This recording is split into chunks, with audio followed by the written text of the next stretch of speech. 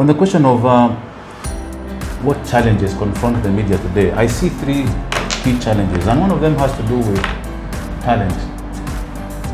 The fact is, the industry spends a lot of money or invests a lot in media training, in training journalists to try to expand the talent pool.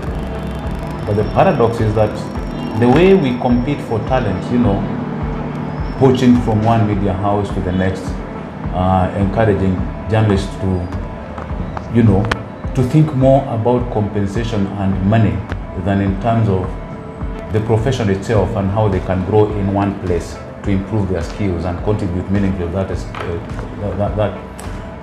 that media house. We are forcing them all the time to look over their shoulders or across the bow to see who is offering top dollar. So in the industry, the media behave as though the pool is so small that you have to keep raiding somebody else's table. And that has a very destructive sort of consequence. Simply this: because you are offering more money across the street than the competition is on the other side of the street, salary structures, compensation structures tend to be so distorted that you find some media houses are eventually unable to pay for that top talent. The big boys like the Nation or the Standard with Royal Media Services or KTN will be able to do that.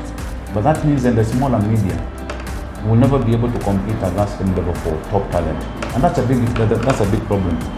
The other one I see is content differentiation that would help the print media, for instance, to survive a little longer in this cutthroat competition which has been enhanced by digital media. So editors are struggling all the time to think of how to differentiate their content from what they do in print and what they put out in the digital platform. That's a big problem, and that's why you see everybody running around in circles, trying to project better reporting of politics, or crime, or sex, or whatever it is. So that, I think, will continue being a big problem for as long as we are not able to get out of our current mindset, which is defined by our training in journalism schools, which teach us to think of news as drama,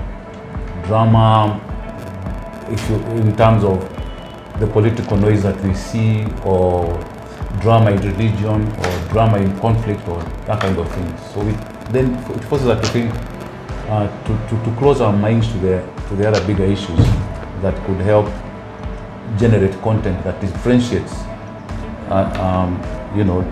what we put on the online platforms and what we put in the print media, for instance.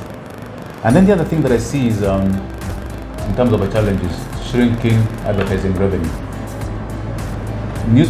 The media companies now are in discussion or exploring what they call paywalls to see how do you monetize the content that you put online, because traditionally it's all been offered for free. Yeah. But because advertising is sort of transiting from the print media to the digital space, one needs to find a way of making money in that space. So they are talking about monetizing content and putting content behind paywall, so that you don't, when you access a story, then you are forced to pay or to subscribe or whatever. So that's a big problem.